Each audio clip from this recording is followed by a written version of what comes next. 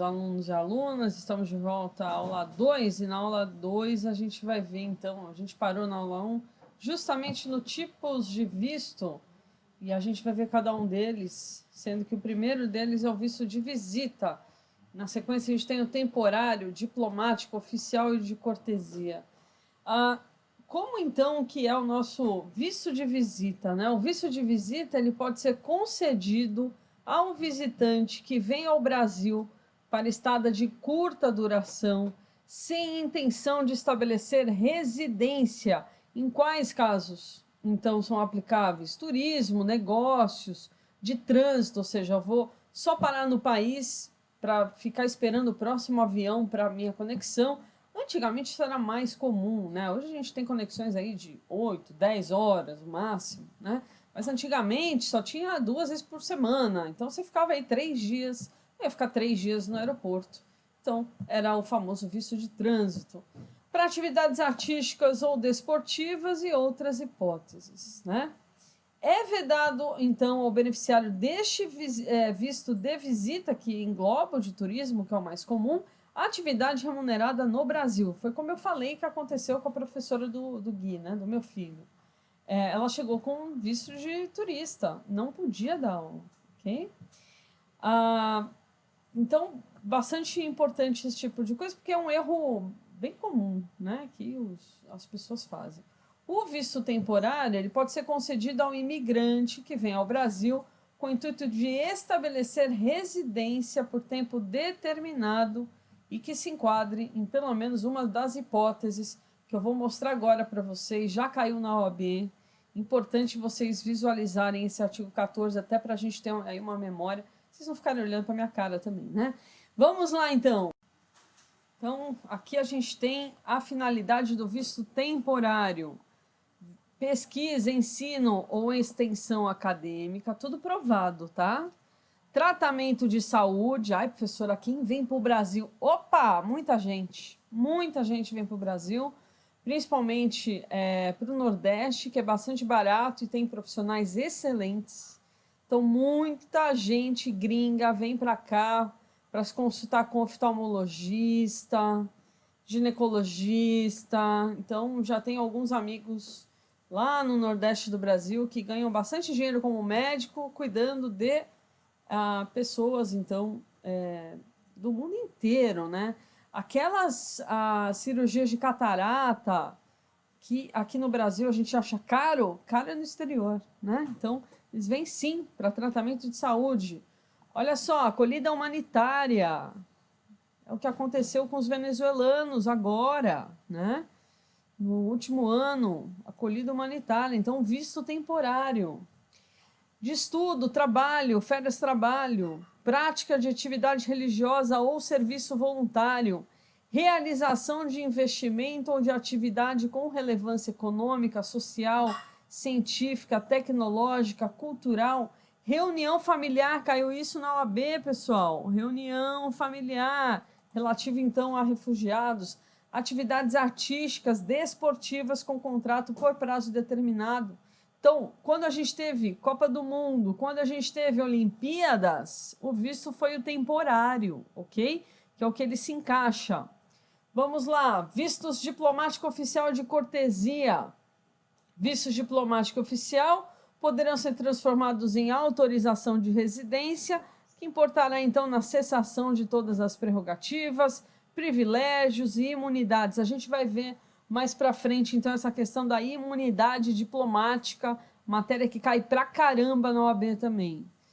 Vamos no artigo 16. Os vistos diplomático e oficial poderão ser concedidos à autoridade e funcionários estrangeiros, olá, que viajem ao Brasil em missão oficial, de caráter transitório ou permanente, representando Estado estrangeiro ou organismo internacional reconhecido.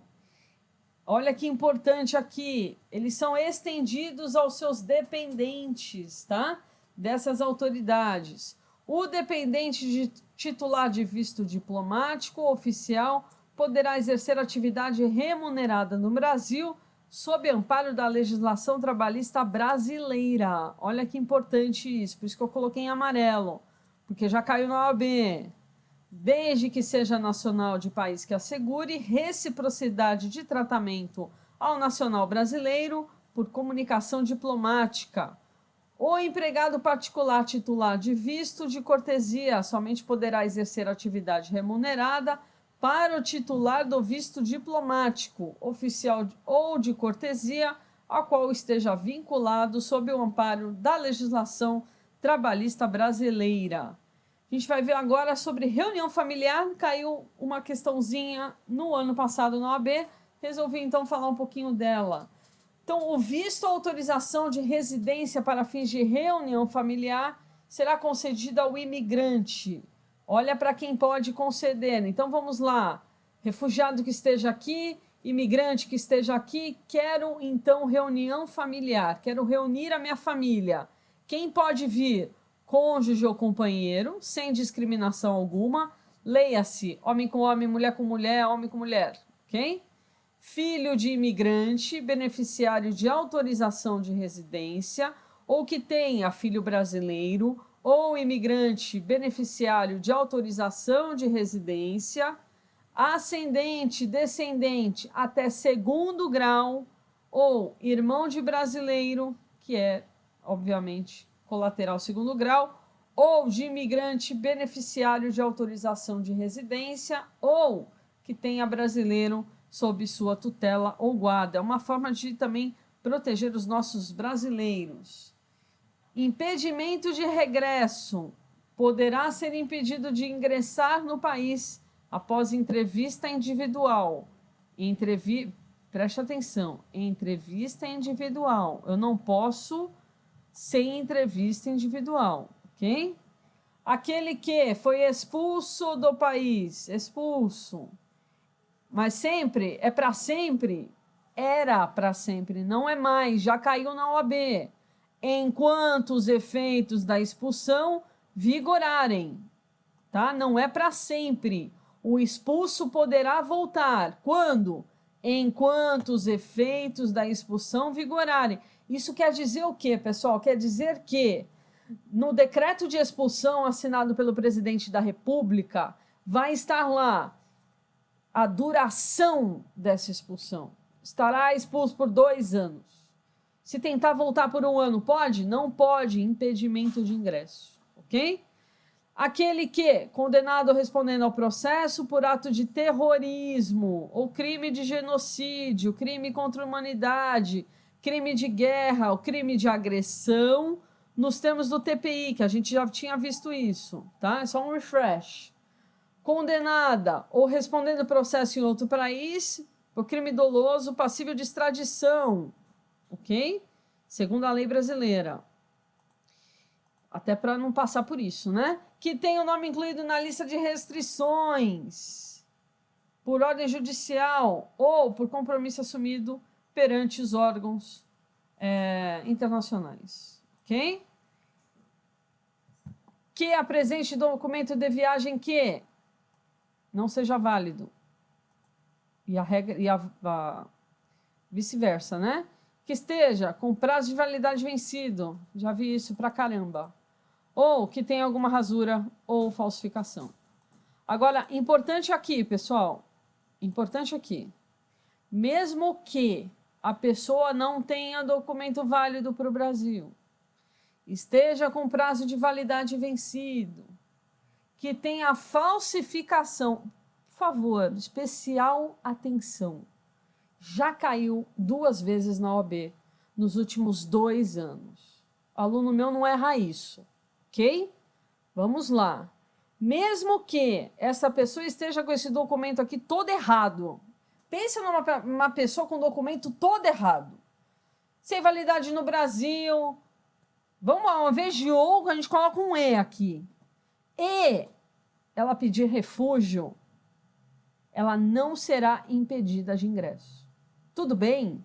Cansei, vou falar para vocês, cansei de pegar passaporte falso de refugiado. Cansei. Pô, professora, e o cara tá aqui? Claro. Isso é questão de vida ou morte. A pessoa pede um passaporte falsificado para sair do país. Se ela é lá nigeriano, ela pega um passaporte congolês para sair de lá, porque o que ela quer é a vida dela, pessoal. Pouco importa se fez crime de falsificação ou não. Tudo bem, a vida importa. Então, para nós é a mesma coisa, ok? Agora, claro, se essa pessoa aqui não pediu refúgio, aí ela nem entra no país. Tudo bem? Vamos lá, 6, que não apresente documento de viagem ou documento de identidade quando emitido, cuja razão da viagem não seja condizente com visto. Ah, vou trabalhar, ele pega um visto de turismo, não pode, tá? Que tenha fraudado documentação, que tenha praticado ato contrário aos princípios da Constituição, beleza? Vamos lá, então, medidas de retirada compulsória. Isso aqui é importante e cai na vida, né? Então, vamos aqui da retirada compulsória, a gente vai falar, então, sobre deportação, extradição, enfim. Vamos lá. Algo importante que a própria lei de imigração colocou como algo novo foi a questão da repatriação, né? Não tínhamos isso na lei anterior, né, no Estatuto do Estrangeiro, e agora a gente tem dois institutos que são bem parecidos, que é a repatriação e a deportação. Então, vamos lá. Para vocês lembrarem, isso é coisa, dica de cursinho que eu fazia, cursinho da OAB, pessoal. Repatriação, você está entrando no país. Qual a primeira coisa que a gente faz quando a gente chega no país? Cara crachá, né? Vamos lá, então, cadê o seu passaporte? Aí eu pego o passaporte, não tem visto. O que acontece? Se não tem visto, ela tem que dar ré e voltar para o seu país. Repatriação, ok? A pessoa nem entrou no país. Ela está lá no aeroporto, ela está no porto, ela está na fronteira. E na hora que o oficial de fronteira pergunta, cadê o seu passaporte? Ela entrega e não tem visto, e para essa pessoa ela precisa de visto, ela dá ré e volta para o seu país. Repatriação, ok? Então ela dá ré e volta para sua pátria, pessoal. Agora, o Instituto da Repatriação, claro que tem uma ressalva aí. Claro. E qual é essa ressalva? O refúgio. Está lá no artigo 7º. A gente vai falar sobre refúgio de uma forma mais atenta, mas solicitante de refúgio não volta para o seu país, não dá ré e volta para sua pátria. Então, se naquele momento, não tenho passaporte, não tenho o documento, o visto, volta para o seu país, repatriado. Não! A pessoa pede na hora o refúgio. Tudo bem? Agora, qual que é a diferença da deportação? Deportação, a pessoa está já no território nacional. Ela já entrou. Mas como assim? Vou contar um caso bem rápido para vocês. Um caso que ficou até famoso aqui em Santos, né? Que eu estava no meu escritório, chegou um aluno meu, um ex-aluno meu, na verdade, formado em Relações Internacionais, com um senhor, né? Um senhor que falava alemão. E ele falou, professor, eu vi esse senhor aqui na frente da minha empresa, na MSC, só falando alemão, lembrei da senhora. Então, conversa com ele, vê o que está acontecendo, porque ele é gringo, só que ele mora na rua. Descobri que este homem vendeu o que tinha e o que não tinha na Suíça, veio para o Brasil. O sonho dele era conhecer Rio de Janeiro, Amazônia, Pantanal. Lá no Pantanal, ele caiu num golpe, deu boa noite, Cinderela. Colocaram alguma coisa no suco de laranja dele, ele foi acordar 3 dias depois no hospital. E ele viu que levaram tudo, menos um passaporte, que ele estava no bolso da calça de trilha, que foi o que salvou. Ele, suíço, com o nome do meu sogro, aliás, Horst, e ele chegou até a fazer uns bicos nessa cidade, no Pantanal, numa fazenda, para comer. né? Porque ele saiu do hospital e falou, para onde eu vou? Não tenho dinheiro para voltar, só tenho meu passaporte. Aí falaram para ele o seguinte, ó, vai para Santos, que lá tem um porto grande, você pega a carona no navio. Eu fico imaginando a pessoa, oh, vai para onde? Ah, vou para Itália, então é para lá que eu vou, né? Pega a carona no navio e você volta para a Suíça. Pois foi o que ele fez. Só que ele ficou 3 meses morando na rua. Nisso, entre Pantanal e Santos, demorou 8 meses para ele conseguir chegar, ok? Visto de turista, naquela época, 60 dias, naquela época, acho que eram 60 dias, já tinha estourado, Então ele já estava no país, ok? Foi antes da lei nova, pessoal. Ele está fazendo uns 4 anos. Foi na época de Natal isso. Ok. Ele estava há 8 meses sem tomar banho. Né? Então, você imagina ele no escritório, o cheiro que estava. Né? Mas ele não se importava com isso. Suíço, né, pessoal? Mas tudo bem, vamos lá. E aí, então, ele veio pedir ajuda. E o que eu fiz? Eu fiz uma vaquinha virtual para mandá-lo embora. Liguei, obviamente, para o consulado da Suíça. E o cônsul, na época, falou assim, olha, estamos sem dinheiro para isso. Eu falei, nossa, se a Suíça está sem dinheiro para isso, imagina o Congo, né? Porque é surreal. Enfim, ele não tinha mais ninguém, ele era bem senhor mesmo, de idade. Só tinha uma amiga dele, solteiro e tal. E aí ele estava nessa tristeza de morar na rua. A gente se cotizou e tal, ele ficou numa pensão até que a sua situação resolvesse. Mas, o que aconteceu?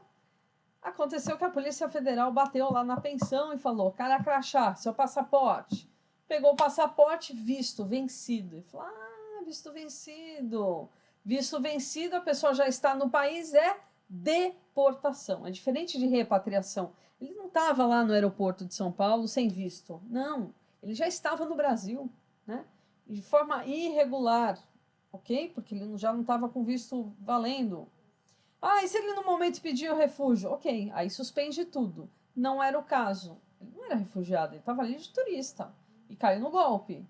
E aí, então, na lei anterior, não é agora, na lei anterior existia uma situação bem complicada que essa pessoa poderia ser presa.